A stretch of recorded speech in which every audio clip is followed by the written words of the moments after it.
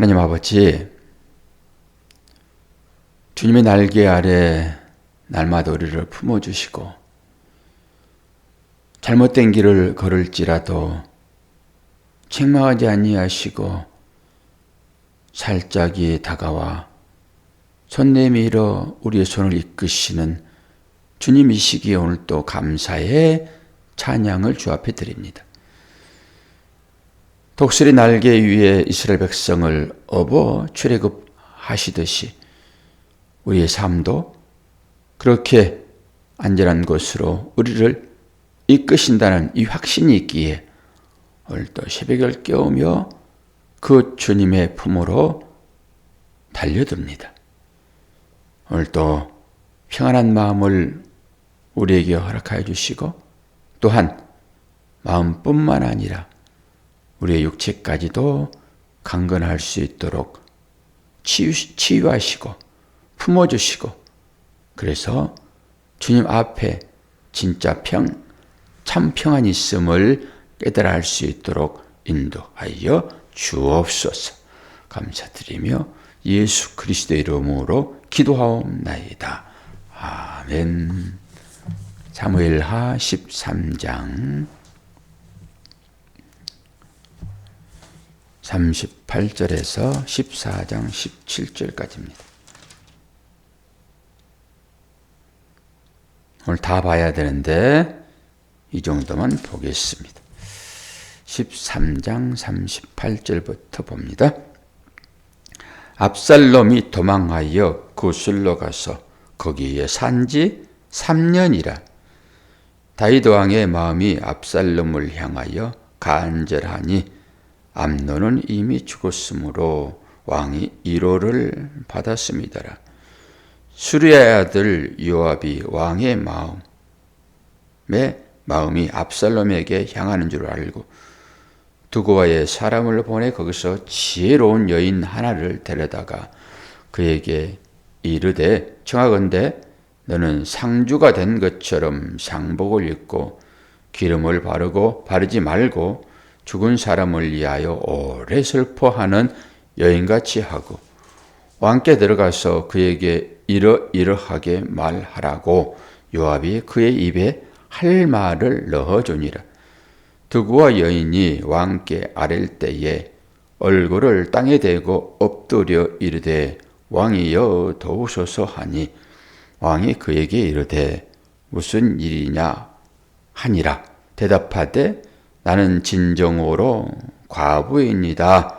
남편은 죽고 이 여종에게 아들 둘이 있더니 그들이 들에서 싸우나 그들을 말리는 사람이 아무도 없으므로 한 아이가 다른 아이를 쳐 죽인지라. 온 족속이 일어나서 당신의 여종 나를 핍박하여 말하기를 그의 동생을 쳐 죽인 자를 내놓으라.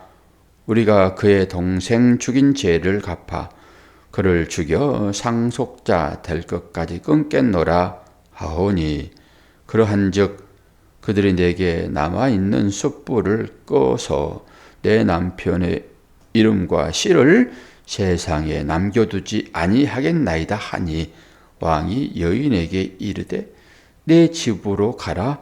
내가 너를 위하여 명령을 내리리라 하는지라. 두구와 여인이 왕께 아뢰되 내 주 왕이여 그 죄는 나와 내 아버지의 집으로 돌릴 것이니 왕과 왕위는 허물이 없으리로다.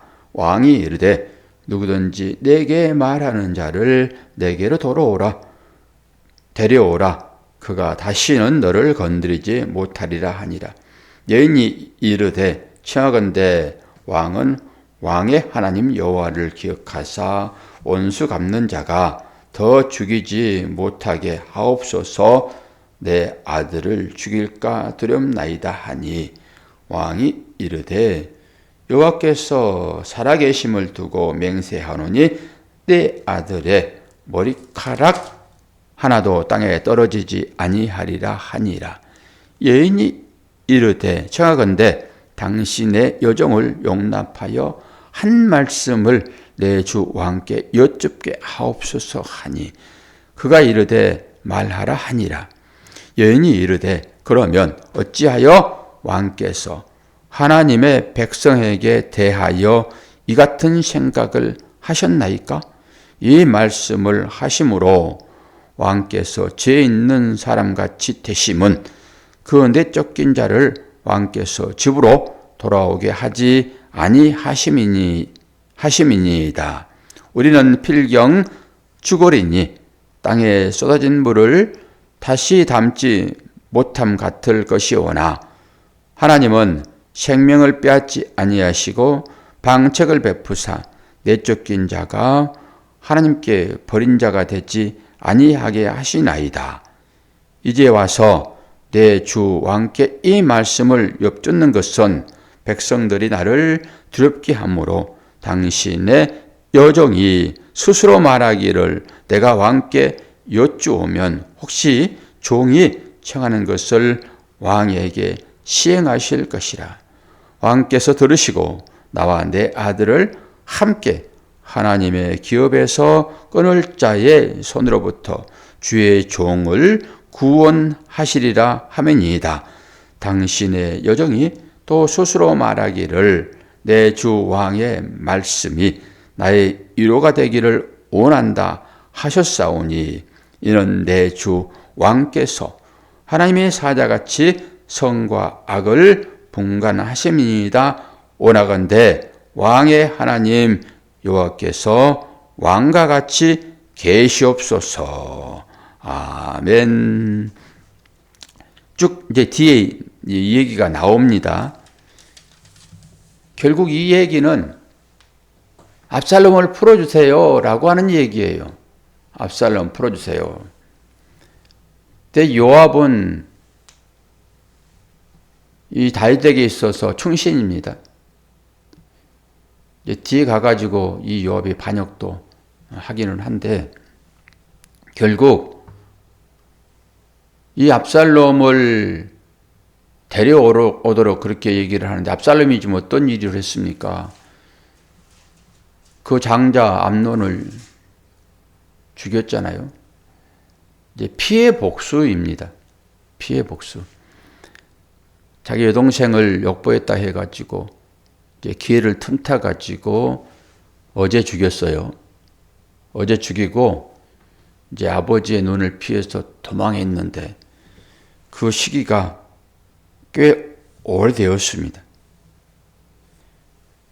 그리고 이제 암논은 죽었고 압살롬은 도망했고 그 기간이 상당한 시간이 지났으므로 마지막 39절에 다윗 왕의 마음이 압살롬을 향하여 간절하다 그랬잖아요. 3년 지났다라고 하는 것이죠. 3년 지나면은 이제 잊어집니다. 우리 조상들도 예전에는 자기 부모가 돌아가시면은 그 묘실에 초막을 짓고 3년 동안 산 사람도 있었잖아요. 3년 정도 지나면은 이제 잊혀지게 되어 있습니다. 그러니까 다윗도 지난번에 암논이 죽었을 때 얼마나 통곡을 했습니까? 백성들과 함께. 3년 지나니까 잊혀진 거예요. 그러면서 다윗의 마음이 이 압살롬을 향한 것을 이제 요압이 눈치를 채고 직접 가서 얘기는 못하고 한 지혜 있는 여인을 불러다가 그의 입에 말을 넣어줍니다. 말을 넣어준다 이렇게 얘기하잖아요. 하나님께서 사자들에게 말을 넣어줬다. 그 입에 하나님의 말씀을 넣어줬다. 똑같은 얘기죠. 그것은 그 귀에 대고 이러이러한 일을 할 수 있도록 얘기를 했다. 이런 것이죠. 지혜를 주었다. 이런 것이잖아요. 그러면서 그 얘기가 오늘 이제 좀 처량하게 상복을 입고 얘기를 해라. 쭉 들어보시니까, 읽어보시니까 어떤 생각이 떠오릅니까? 지난번에 나단이 다윗이 밧세바를 보냈을 때 나단이 다윗에게 찾아가 가지고 한 예를 들어 설명을 했잖아요. 그 예가 어떤 예예요? 부자가 있는데 그 부자는 소와 양이 많습니다. 그런데 한 가난한 자가 양을 한 마리 키우는데 그 양은 자식과 똑같습니다.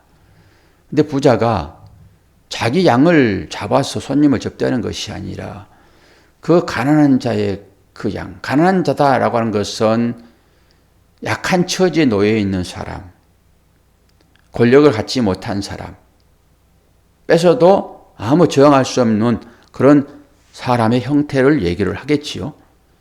그 사람의 양을 빼앗아 가지고 손님을 접대했는데 어떻게 할까요? 이런 거잖아요. 오늘 오랜만에 새벽기도 나오셨기 때문에 설명을 다시 할 수밖에 없지요. 그래서 다윗에게 물어봅니다. 어떻게 하면 좋겠습니까? 그랬더니 레위기서, 신명기서, 민수기서에 나와 있는 그런 말씀들이잖아요. 배상법입니다.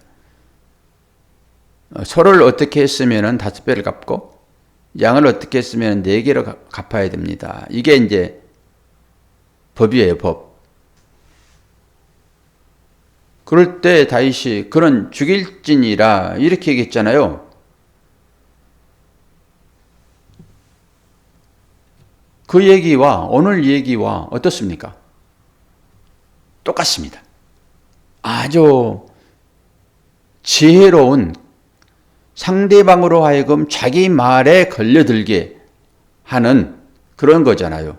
이게 지혜이죠.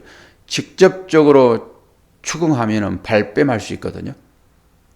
그러니까 이 지혜를 동원을 하는 것입니다. 예를 들어서 딱 얘기하니까 그건 자기 일이 아니잖아요. 그러면 이제 객관적이 될 수 있지요. 자기 일이 아니면은 자기 일에는 절대 객관적이 못 됩니다. 주관적이죠. 그래서 내가 살고 싶으니까 나의 이익에 따른 행동을 하고 말을 하지요. 남의 일이라고 그러면은 판단할 수 있잖아요. 그러니까 어떤 일이든지 객관적으로 볼 수 있는 눈이 우리에게 필요합니다. 어떤 사안이 발생하면은 그 사안에서 빨리 벗어나셔야 돼요. 그래야지 그걸 해결할 수 있는 지혜가 찾아옵니다. 근데 그 문제 안으로 들어가게 되면 절대 해결을 못해요. 빨리 벗어나야 돼요. 어떤 상황이 발생하게 되면. 그런 지혜가 주어지잖아요, 지금. 다윗에게도 그런 예가 지금 들어온 거잖아요. 또다시. 그러니까 다윗이 뭐라고 얘기를 합니까? 너를 괴롭히는 자는 결코 내가 가만히 있지 않을 거야. 나는 왕이야. 이런 거잖아요, 지금. 그런데 지난번에 나단은 그 예를 들어서 이 사형 언도를 이끌어냈고 오늘 이 지혜로운 여인은 화합을 이끌어냈습니다. 때에 따라서 달라지는 거잖아요. 오늘은 이제 이 지혜로운 여인이 화합을 이끌어냅니다. 뒤에 부분 읽지 않았어요? 한번 읽어보시기를 바랍니다. 어떤 식으로 이 일이 전개가 되어지는지. 결국 이 일은, 이 여인이 말하는 이 일은 자기 실제 상황을 얘기를 하는 것이 아니라 한 예를 들었잖아요. 지금 요압이 이 얘기를 그 여인의, 지혜로운 여인의 입에 넣어준 거예요. 이렇게 해라. 그리고 그 얘기를 딱 하고 다윗이 절대 내가 너를 괴롭히는 자는 용서하지 아니하리라 라고 딱 다윗의 입에서 그 말을 할 수 있도록 만들었습니다. 그래놓고 뒤에 가가지고 왜 당신은 당신의 아들 그 압살롬 찾지 않습니까? 그러는 거예요.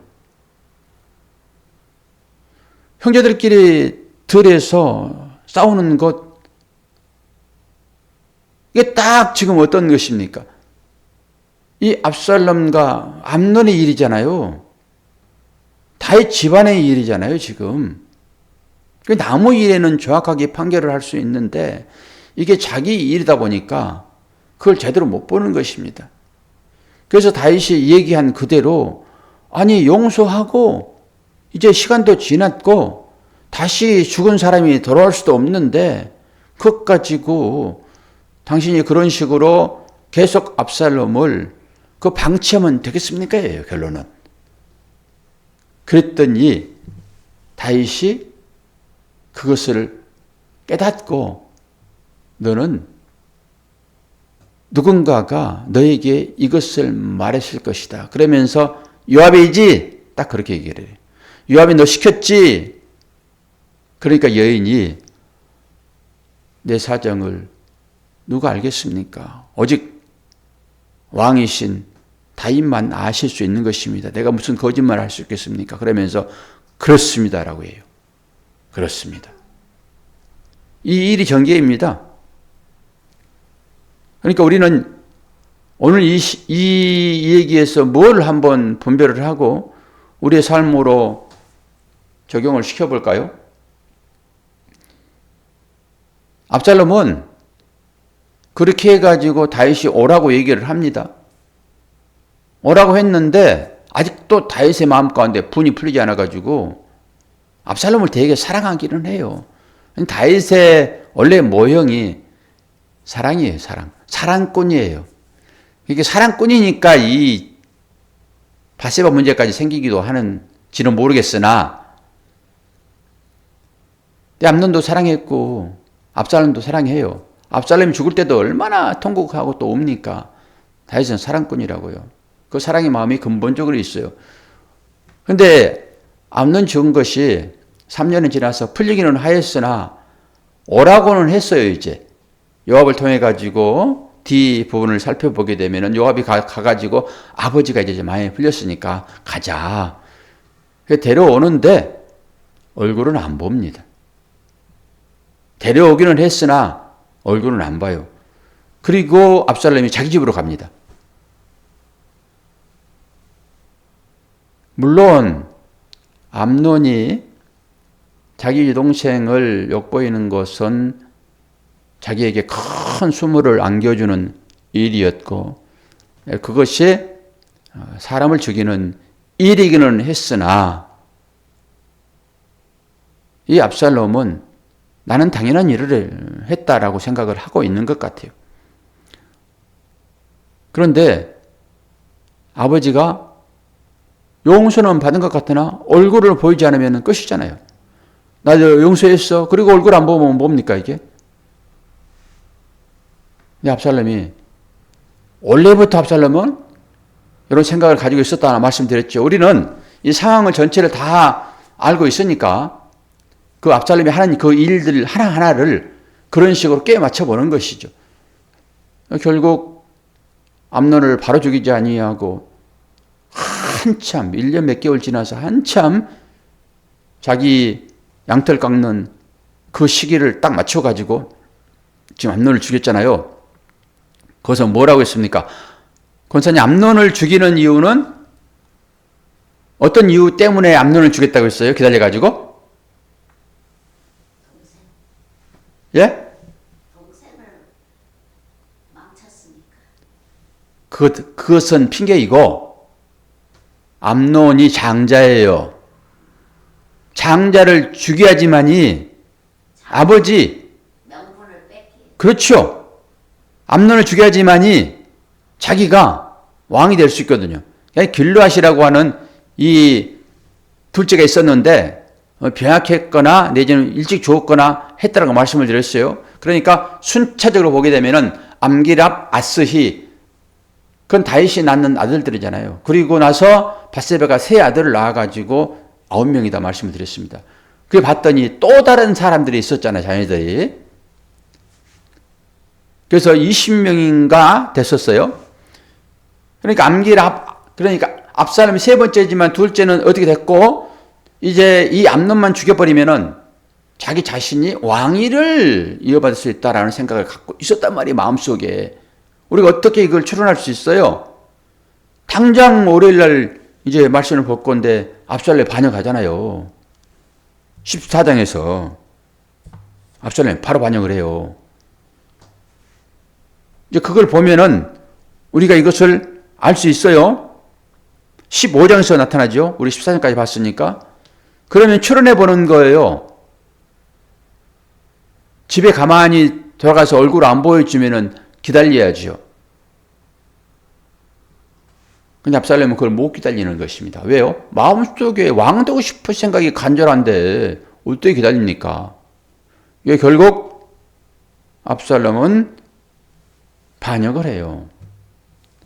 그럼 우리가 이제 오늘 이 말씀, 전체적인 14장의 이 말씀을 가지고 생각해 보면은 이 지혜로운 여인입니다. 지혜로운 여인. 문제를 해결하는 방법을 깊이 생각해 보아야 됩니다. 어떤 문제가 발생하게 되면은 직접적으로 여러분 가능하면 말하지 마십시오. 돌려서 얘기를 하시고 당장 알아듣지 못하더라도 곰곰이 생각해 볼 수 있는 기회를 주십시오. 그러면 문제가 해결됩니다. 물론 잘못할 수 있죠. 잘못한 것을 바로잡고 싶은 생각이 누구에게 있잖아요.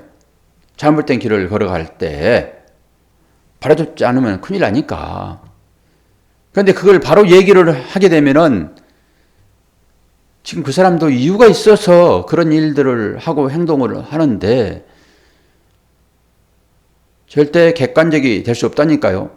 사람이라고 하는 것은 주관적으로 전부 판단을 하는 거예요. 자기 일이기 때문에. 그런데 이걸 나무일처럼 오늘 나단도 얘기를 했고 지혜로운 여인도 그렇게 얘기를 했잖아요.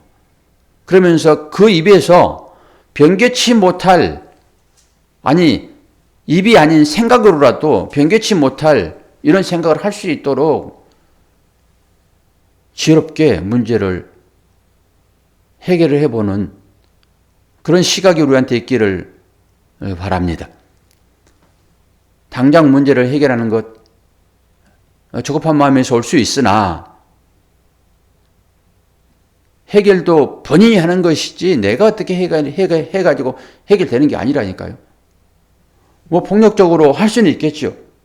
그러나 그 폭력적인 것은 또 다른 폭력을 동반할 수 있기 때문에 어떤 문제가 발생이 되어지게 되면은 오늘 요압이 자기 자신이 직접 말할 수도 있겠으나 또 요압이 얘기를 하게 되면은 다윗이 어떤 생각을 할지 모르니까 다윗이 긍휼히 여길 수 있는 어느 여인, 한 백성 계속 어떤 일을 할 때마다 그 상대방의 그 지위를 계속 높이거든요. 참 지혜로운 사람들은 계속 그렇습니다. 그 사람의 이치를 계속 높여줍니다. 이 여인도 계속 그렇잖아요. 그런 식으로 문제를 해결하게 되면은 스스로 깨닫고 돌아올 때 온전한 돌아옴이 될 수 있습니다. 다윗도 그런 방법으로 설득이 되어지잖아요. 그러니까 자기 큰아들을 죽였던 그 압살롬도 용서를 하게 되는 것입니다. 이게 당장 지금 용서가 되지 않는 그런 마음이 본문에는 나와 있으나 어찌됐든 간에 다윗이 압살롬을 지극히 여기는 마음으로 돌아왔어요. 상황도 좀 잘 살피셔야 되고 혈격이 이렇게 올라왔는데 거기 가가지고 말할 수 있습니까? 그때는 좀 두고 보는 것입니다.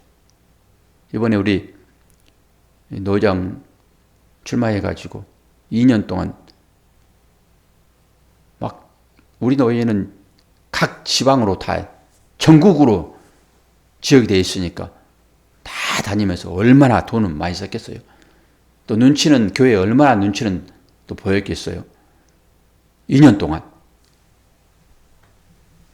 그런데 거기 가가지고 위로한답시고 가가지고 무슨 얘기를 하겠습니까? 저도 기회를 좀 보고 있는 거거든요. 저 옆에 사시는 목사님이세요. 그러니까 좀 놔둘 필요는 있단 말이에요. 어떤 일이 발생하게 되면은 좀 두고 볼 수도 있습니다. 그러고 나서 조금 사그라들면은 좀 사그라들잖아요. 그때 가가지고 이제 위로를 하면 되죠. 그런 식으로 좌우지간 우리 새벽에 깨우는 분들은 지혜의 근본 되시는 하나님을 믿고 살아가시는 분들이기 때문에 지혜를 달라고 구하면은 어떤 문제를 해결할 수 있는 지혜를 분명하게 하나님께서 주세요.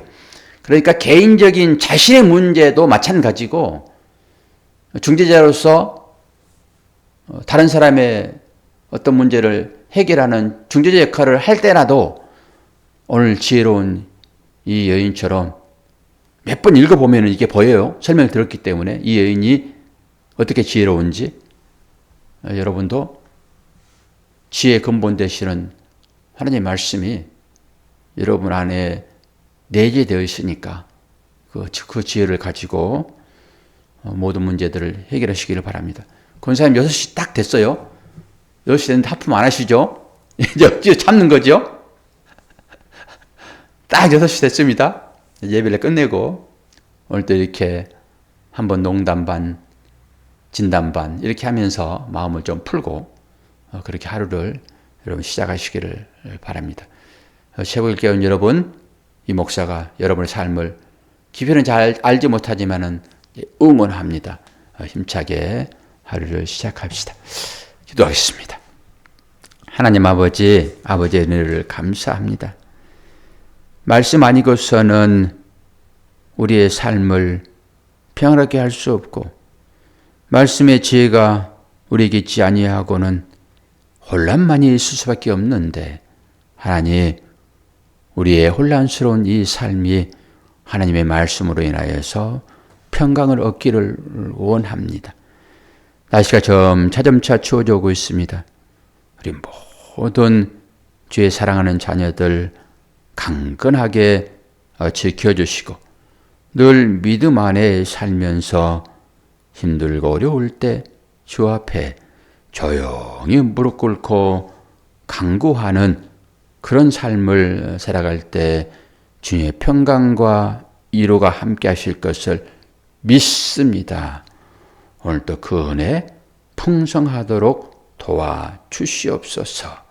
기도할 때 응답하여 주시옵소서. 감사드리며 예수 그리스도의 이름으로 기도하옵나이다. 아멘.